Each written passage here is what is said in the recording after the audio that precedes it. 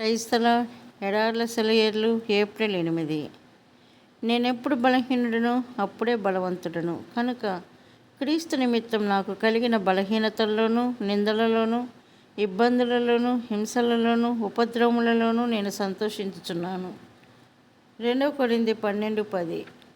ఈ వచనాన్ని ఉన్నదున్నట్టుగా తీసుకుంటే వచ్చే అర్థం ఒళ్ళు గగుర్పాటు కలిగించేంత స్పష్టంగా ఉంటుంది. దీని వెనుక ఉన్న భావన శక్తి ఓ పట్టాన గ్రహింపులోనికి రాదు.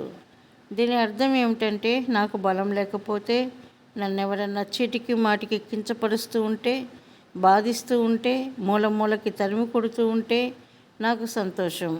ఎందుకంటే ఇవన్నీ క్రీస్తు కోసం నేను అనుభవించేటప్పుడు నేను అగ్గిపిడుగుని.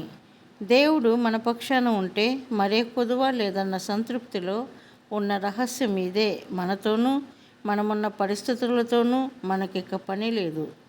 ఇలాంటి స్థితికి మనం చేరినప్పుడు మనం ఎదుర్కొంటున్న హింసని బట్టి, దారిద్ర్యాన్ని బట్టి మనుషుల సానుభూతిని కోరము. ఎందుకంటే సాక్షాత్తు ఈ పరిస్థితులే మన ఆశీర్వాద కారణాలని మనకు అర్థమవుతుంది. ఈ పరిస్థితుల్లో మనం దేవుని వైపుకి తిరిగి ఇవి మనకు సంభవించినాయి గనుక ఆయన మనకి ప్రతిగా చేయవలసిన దానిని పొందే హక్కు కోసం ఎదురు చూస్తాము. స్కాట్లాండ్ దేశంలో ఈ మధ్య తనువు చాలించిన ప్రఖ్యాత అంధ సువార్థికుడు జార్జ్ మాథిసన్ ఓసారి ఇలా అన్నాడు: ప్రభు, నాలో నీ ఉంచిన ముళ్ళు విషయం నీకెన్నడూ కృతజ్ఞతను అర్పించలేదు.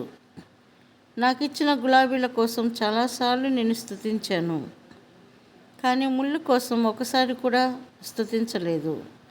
నేను మోస్తున్న సిలువకి ప్రతిఫలంగా రాబోయే లోకంలో నాకు దొరికే ప్రతిఫలం కోసమే ఎదురు చూశాను, కానీ ఇప్పుడు మోస్తున్న సిలువే నాకు ఇప్పుడే మహిమకరమైన దీవెన అని గ్రహించలేకపోయాను. నీ సిలువ మహత్యాన్ని నాకు తెలియచేయి. నా ముళ్ళులోని విలువను నాకు తెలియచెప్పు. నా శ్రమల మార్గంలో గుండా నేను నిన్ను చేరుకున్న విషయం నాకు బోధపరచు. నా కన్నీళ్లలో వెలిసిన ఇంద్రధనస్సులను నాకు చూపించు. ముళ్ళ కంచెల చిటారు కొమ్మల్లో చుక్క తలుక్కుమన్నది. చూసే కన్ను నీకుంటే కనిపిస్తానన్నదే.